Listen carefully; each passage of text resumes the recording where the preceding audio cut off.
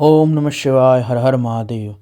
जब ब्रह्मा जी और विष्णु जी ने भगवान शिव जी के कहने से एक दिव्य रथ का निर्माण कर दिया, तब भगवान महादेव उस रथ में बैठ गए और ब्रह्मा जी ने उस रथ को उन दैत्यों के नगर की तरफ आगे बढ़ाया। फिर भगवान रुद्र सभी देवताओं से कहने लगे, हे सुरश्रेष्ठों, यदि तुम देव और सभी अन्य प्राणी अपने विषय में पृथक पृथक पशुओं की कल्पना करके उन पशुओं का आधिपत्य मुझे प्रदान कर दोगे, तभी मैं उन असुरों का संहार कर सकता हूँ, तभी वह दैत्य मारे जा सकते हैं, अन्यथा उनका वध असंभव है। भगवान शिव की यह बात सुनकर सभी देवता स्वयं को पशु बन जाने से और स्वयं को पशुत्व प्राप्त होने से शंकित हो उठे। तब भगवान शिव ने कहा, हे देव श्रेष्ठों, पशुभाव प्राप्त होने पर तुम्हारा पतन नहीं होगा। मैं उस पशुभाव से मुक्त होने का उपाय बताता हूँ, और वैसा करो तो तुम्हारा उससे उद्धार हो जाएगा। जो देवता और देवताओं के अलावा अन्य मनुष्य आदि प्राणी भी इस पशुपात व्रत का पालन करेंगे, वह पशुत्व से छूट जाएंगे। नैष्ठिक ब्रह्मचर्य का पालन करते हुए 12 वर्ष तक, 6 वर्ष तक अथवा 3 वर्ष तक जो भी भगवान शिव शंकर की सेवा करेगा, इस प्रकार ब्रह्मचर्य का पालन करते हुए वह पशुत्व से मुक्त हो जाएगा। इसलिए श्रेष्ठ देवताओं, तुम लोग भी इस परमोत्कृष्ट दिव्य पशुपात व्रत का पालन करो, उससे तुम पशुत्व से मुक्त हो जाओगे, इसमें कुछ संदेह नहीं है। तब विष्णु आदि देवताओं ने कहा, तथेति, ऐसा ही होगा। सभी देवता और असुर भगवान शिव जी के पशु बने और पशुत्व के पाश से विमुक्त करने वाले रुद्र पशुपति हुए। तब से भगवान शिव का पशुपति यह नाम विख्यात हो गया। यह नाम समस्त लोकों में कल्याण प्रदान करने वाला है। उस समय संपूर्ण देवता तथा ऋषि हर्षमग्न होकर जय जयकार करने लगे और देव देवेश्वर ब्रह्मा, विष्णु तथा अन्य प्राणी भी आनंदमग्न हो गए। उस अवसर पर महात्मा शिव का जैसा स्वरूप था, उसका वर्णन करोड़ों वर्षों में भी नहीं हो सकता। उसके बाद जो शिवा के और संपूर्ण जगत के स्वामी हैं और समस्त प्राणियों को सुख प्रदान करने वाले हैं, वह महेश्वर शिव जी सुसज्जित होकर त्रिपुर का संहार करने के लिए प्रस्थित हुए। जिस समय भगवान महादेव त्रिपुर का विनाश करने के लिए चले, उस समय पर देवराज आदि सभी प्रधान देवता उनके साथ प्रस्थित हुए। पर्वत के समान विशालकाय उन देवताओं का मन प्रसन्न था। वे सूर्य के समान प्रकाशित हो रहे थे। वे सभी हाथों में हल, शाल, मुसल, भुषुंडी और नाना प्रकार के पर्वत जैसे विशाल आयुधों को धारण करके हाथी, घोड़े, सिंह, रथ और बैलों पर सवार होकर चल रहे थे। उस समय उनके शरीर परम प्रकाशमान थे, महान उत्साह से संपन्न थे तथा जो नाना प्रकार के अस्त्र शस्त्रों से सुशोभित थे। वो सब इंद्र, ब्रह्मा और विष्णु आदि देव शिव जी की जय जयकार बोलते हुए महेश्वर को आगे करके चले। सभी दंडी जटाधारी मुनि हर्ष मनाने लगे और आकाशचार्य सिद्ध तथा चारण पुष्पों की वर्षा करने लगे। विप्रेंद्र, त्रिपुर की यात्रा करते समय जितने गणेश्वर शिव जी के साथ थे, उनकी गणना कौन कर सकता है। फिर भी प्रमुख गणेश्वरों के नाम इस प्रकार हैं। समस्त गणराजों में श्रेष्ठ भृंगी गणेश्वरों तथा देवगणों से घिरकर विमान पर आरूढ़ होकर महेंद्र की भांति त्रिपुर का विनाश करने के लिए चले।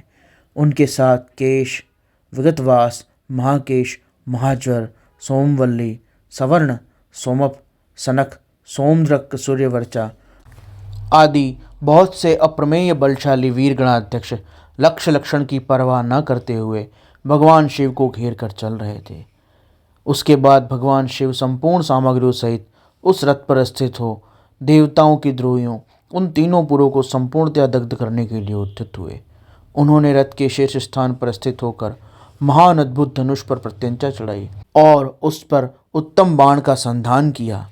धनुष को दृढ़ता से पकड़कर दृष्टि में दृष्टि मिलाकर वह अचल भाव से खड़े हो गए, परंतु अंगूठे के अग्रभाग में स्थित होकर गणेश निरंतर पीड़ा पहुंचाते रहे। इससे तीनों पुरों को त्रिशूलधारी शंकर का लक्ष्य बनाना कठिन हो रहा था।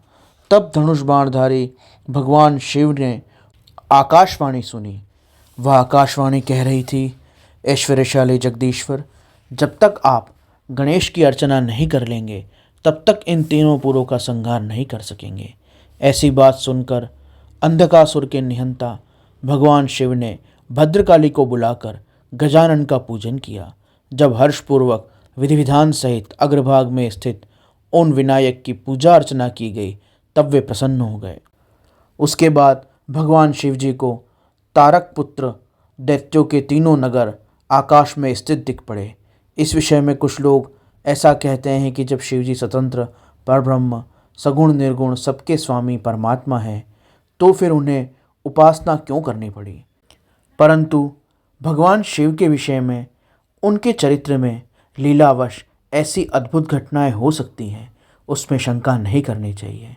इस प्रकार जब गणेश जी का पूजन करके महादेव जी स्थित हुए तब वे तीनों पुर कालवश शीघ्र ही एकता को प्राप्त हो गए। उन पुरों को परस्पर मिलाकर एक हो जाने पर आत्मबल से संपन्न देवताओं को हर्ष हुआ। तब संपूर्ण देवता सिद्ध परमऋषि अष्टमूर्तिधारी शिव की स्तुति करके उच्च स्वर से जय जयकार करने लगे और बोले, हे भगवान महादेव, तारकासुर के पुत्रों का वध करने का समय आ गया है, इसीलिए ये तीनों पुर एक साथ आ गए हैं। अतः देवेश, जब तक ये त्रिपुर विलग न हो उसके पहले ही आप बाण छोड़िए, इन्हें भस्म कर डालिए और देवताओं का कार्य सिद्ध कीजिए। मुने, उसके बाद भगवान शिव जी ने धनुष की डोरी चढ़ाकर उस पर पशुपात अस्त्र नामक बाण का संधान किया। उसे वे त्रिपुर पर छोड़ने का विचार करने लगे। शंकर जी ने जिस समय अद्भुत धनुष को खींचा उस समय अभिजित मुहूर्त चल रहा था। उन्होंने धनुष की टंकार तथा दुस्सह सिंहनाद करके अपना नाम घोषित किया।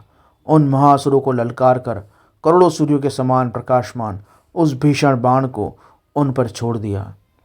तब जिसके नोक पर अग्निदेव प्रतिष्ठित थे, जो विशेष रूप से पाप का विनाशक था तथा विष्णुमय था, उस महान ज्वाज्वल्यमान शीघ्रगामी बाण ने उन त्रिपुर निवासी दैत्यों को दग्ध कर दिया। तत्पश्चात वे तीनों पुर भी भस्म हो गए, एक साथ ही चारों समुद्र रूपी मेखला वाली भूमि पर गिर पड़े। उस समय शिवजी की पूजा का अतिक्रमण कर देने के कारण सैकड़ों दैत्य उस बाण में स्थित अग्नि के द्वारा जलकर हाहाकार मचा रहे थे। जब भाइयों सहित तारकाक्ष चलने लगा तब उसने अपने स्वामी भक्तवत्सल भगवान शिव का स्मरण किया और मन ही मन महादेव को देखकर भक्तिपूर्वक विलाप करता हुआ उनसे कहने लगा, भव, आप हम पर प्रसन्न हैं, यह हमें ज्ञात हो गया। इस सत्य के प्रभाव से आप फिर कब भाइयों सहित हमको दग्ध करेंगे। भगवान, जो देवताओं और असुरों के लिए अप्राप्य है वह आपके हाथ से वध रूपी दुर्लभ लाभ हमें प्राप्त हो गया। अब हम जिस शरीर में जन्म लें वह हमारी बुद्धि आपकी भक्ति से भवी रहे। हे मुने, ऐसा कहकर वह दैत्य विलाप कर रहे थे कि शिवजी की आज्ञा से अग्नि ने उन्हें अद्भुत रीति से जलाकर राख का ढेर बना दिया। उस नगर में और भी जो बालक वृद्ध दानव थे वे सभी शिवजी की आज्ञा अनुसार अग्नि द्वारा शीघ्र ही जलकर भस्म हो गए। यहाँ तक कि उन त्रिपुरों में जितनी स्त्रियां और पुरुष थे वे भी सब उस अग्नि द्वारा उसी प्रकार दग्ध हो गए जैसे कल्पांत में जगत भस्म हो जाता है। उस समय उस भीषण अग्नि से कोई भी स्थावर जंगम जले बिना नहीं बचा, परंतु असुरों का विश्वकर्मा अविनाशी मय दानव बच गया, क्योंकि वह देवताओं से विरोध नहीं करता था, इसलिए वो शिवजी द्वारा सुरक्षित था। उसके हृदय में भक्ति थी। विपत्ति के अवसर पर वह भगवान शिव की शरणागति लेता था। जिन दैत्यों अथवा प्राणियों का भाव अभाव अथवा कृत अकृत प्राप्त होने पर नाशकारक पतन नहीं होता, वे विनाश से बच जाते हैं। इसलिए सत्पुरुषों को अत्यंत संभावित उत्तम कर्म करने का प्रयत्न करना चाहिए, क्योंकि जो निंदित कर्म करता है वह प्राणी विनाश को प्राप्त होता है। अतः गर्हित कर्म का आचरण भूल कर भी न करें। उस समय भी जो दैत्य बंधु बांधव से शिवजी की पूजा में तत्पर थे वे शिव पूजा के प्रभाव से अगले जन्म में गणों के अधिपति पत्व को प्राप्त हो गए।